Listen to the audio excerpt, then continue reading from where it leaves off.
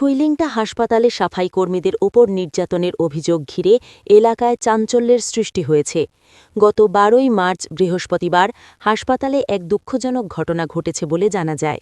অভিযোগ অনুযায়ী প্রতিদিনের মতো সাফাই কর্মীরা কাজে যোগ দিতে হাসপাতালে এলে তাদের মধ্যে ৪ জনকে হাসপাতালের পেছনের দিকে সিসিটিভির আওতার বাইরে ডেকে নিয়ে একটি পাইপ দিয়ে বেধড়ক মারধর করা হয়।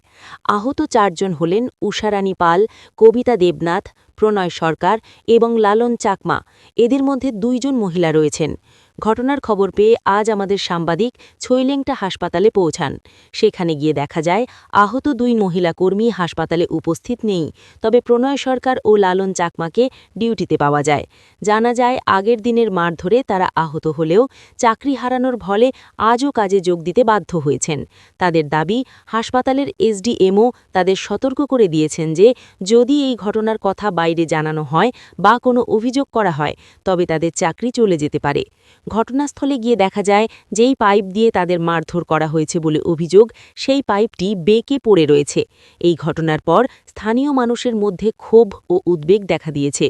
অনেকেই প্রশ্ন তুলছেন, যদি হাসপাতালের মতো একটি গুরুত্বপূর্ণ প্রতিষ্ঠানে কর্মরত শ্রমিকরাই নিরাপদ না হন তাহলে সাধারণ মানুষের নিরাপত্তা কোথায়? এখন প্রশ্ন উঠছে, সত্যি কি দুর্বল কর্মীদের ওপর প্রভাবশালীদের এই ধরনের অত্যাচার চলতেই থাকবে, নাকি প্রশাসন বিষয়টি গুরুত্ব দিয়ে তদন্ত করে দোষীদের বিরুদ্ধে ব্যবস্থা নেবে?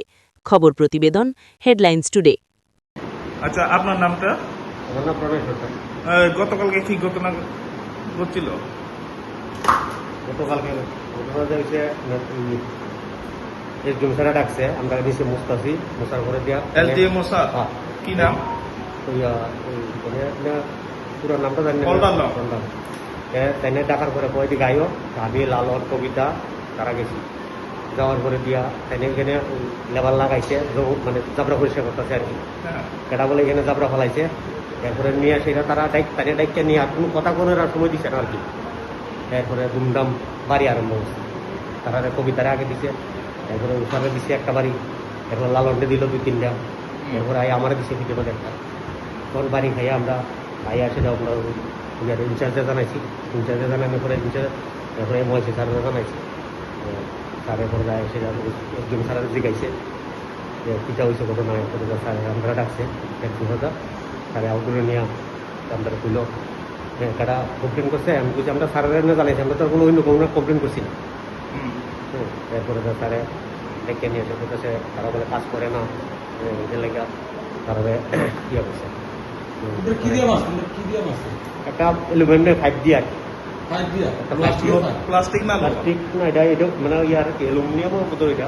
অ্যালুমিনিয়ামের ফাইভ একটা, লোহা না, অ্যালুমিনিয়ামের ফাইভ একটা আর কি। এটা অতটুকু লম্বা হইব পাইপটা, এটা দিয়ে সেটা বাড়ি দিচ্ছে। শ্রীলঙ্কা ২৭